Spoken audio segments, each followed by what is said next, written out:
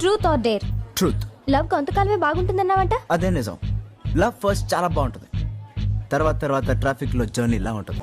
ప్రేమ ఆరంభంలోనే అద్భుతంగా ఉందంటే ముగింపు ఇంకా అద్భుతంగా ఉండాలి.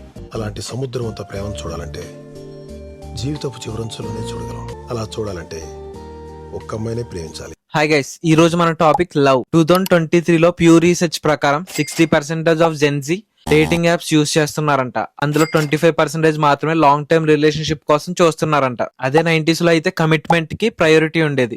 90s లో లవ్ మ్యారేజ్ అనేది 3% ఉంది, అండ్ ఇప్పుడైతే 15 కన్నా ఎక్కువ పర్సెంటేజ్ ఉంది 2022 డేటా ప్రకారం. లవ్ అయితే ఇవాల్వ్ అయింది కానీ ఎఫర్ట్స్ మాత్రం చాలా తగ్గాయి. 90s లవ్ వెస్ ప్రెజెంట్ లవ్ ని చూద్దాం. కాయిన్ బాక్స్ నుంచి వీడియో కాలింగ్ వరకు, ఫ్లేమ్స్ నుంచి డేటింగ్ వరకు, లిటిల్ హార్ట్స్ నుంచి డైరీ మిల్క్ వరకు, పాస్పోర్ట్ సైజ్ ఫోటో దాచుకోవడం నుండి కలిసి సెల్ఫీ తీసుకునే వరకు, లవర్స్ నేమ్ చెట్టు మీద చెక్కడం నుంచి ఇన్స్టాగ్రామ్ స్టోరీలో పబ్లిక్ గా పోస్ట్ చేయడం వరకు, లవ్ లెటర్ నుండి సింపుల్ గా టెక్స్ట్ మెసేజ్ చేయడం వరకు. అప్పటికిప్పటికి చాలా చేంజ్ అయింది. ఎఫర్ట్స్ లో చాలా డిఫరెన్స్ ఉంది. అమ్మాయిలు ఆ రోజుల్లో నేచర్ తో పోల్చేవారు, ప్రజెంట్ అయితే ఇప్పుడు ఇలా పోలుస్తున్నారు. రెస్పెక్ట్ కూడా తగ్గుతుంది. ఇప్పుడు మీకు ఒక చిన్న స్టోరీ చెప్తా. ఒక కింగ్ తన క్వీన్ కోసం 100 acres ఆఫ్ ల్యాండ్ లో పూల తోటని క్రియేట్ చేయించాడు. చాలా దేశాల నుంచి రకరకాల ఫ్లవర్స్ తీసుకొచ్చి అక్కడ ప్లాంట్ చేయించాడు. దానికోసం చాలా ఖర్చు పెట్టాడు. రోజు క్వీన్ తీసుకెళ్లి అది చూపించాడు. అప్పుడు రాజు అనుకున్నాడంట, ఇప్పుడు నా క్వీన్ కి నా లవ్ అర్థమవుతుంది. కానీ క్వీన్ అది చూసి ఇందులో నీ ప్రేమ కొంచెం కూడా కనిపించట్లేదని చెప్పిందంట. కింగ్ దానికి చాలా డిసప్పాయింట్ అయితే తన క్వీన్ ఏం కోరుకుంటుందో అర్థం చేసుకుని ఒక చిన్న పూల కొండిలో 2 ఫ్లవర్స్ పెంచాడు. తనే ఓన్ గా అది తీసుకెళ్లి క్వీన్ కి ఇచ్చాడు. క్వీన్ అది చూసి ఇందులో నీ ప్రేమ కనిపిస్తుందని చాలా ఆనందపడింది.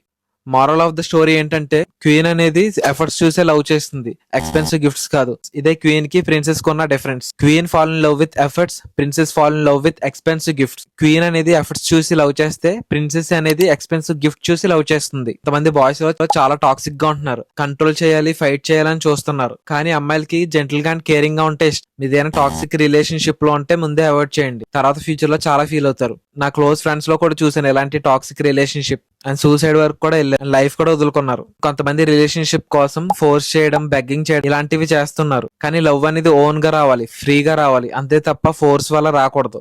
ఎందుకంటే ప్రేమైనా పెళ్ళైనా ఫ్రీగా రావాలి. ఫోర్స్ వల్ల వచ్చే రిలేషన్షిప్ ఎంతో కాలం ఉండదు. మనకి నచ్చి చేసుకోవాలి, మనకి నచ్చినప్పుడు చేసుకోవాలి, నచ్చినోళ్ళతోనే చేసుకోవాలి నాన్న.